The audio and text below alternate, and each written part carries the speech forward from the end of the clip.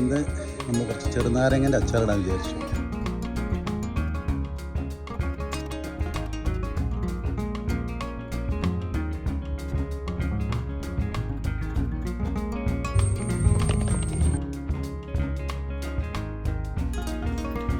അപ്പോൾ ഇത് നമുക്ക് അച്ചാറിടാൻ മാത്രമല്ല യൂസ് ചെയ്യാൻ പറ്റുന്നത്, ഈ വേനൽക്കാലത്തൊക്കെ ഇത് നല്ലോണം ഉണ്ടാവും.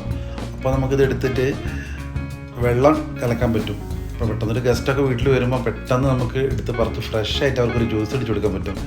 തൊലിക്കൊന്നും തീരെ കയ്പൊന്നുമില്ല. അപ്പോൾ അതുകൊണ്ട് തന്നെ നല്ല ടേസ്റ്റാണ്, നമ്മളെ ഹെൽത്തിയാണ്. അപ്പോൾ നമ്മൾ ഈ വേനൽക്കാലങ്ങളിൽ ഏറ്റവും കൂടുതൽ ഉപകാരമുള്ളൊരു ചെടിയാണ് ഞങ്ങൾക്കിത് വീട്ടിലെ.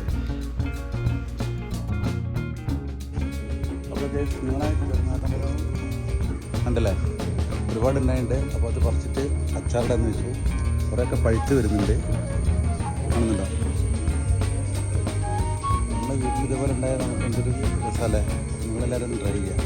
പിന്നെ നമ്മൾ പഴുത്ത് കഴിഞ്ഞാൽ നമ്മൾ ബുഷ് ഓറഞ്ച് ഉണ്ട്, അതും ആയിട്ടുണ്ട്, പഴമായി വരുന്നുണ്ട്.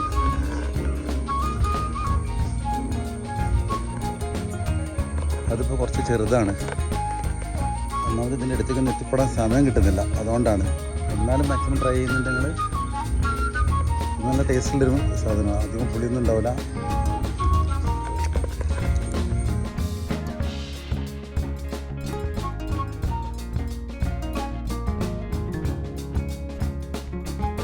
പല ഗൈസ് ഇപ്പോൾ ഏകദേശം കുറച്ച് ഇത്ര കിട്ടിയിട്ടുണ്ട്.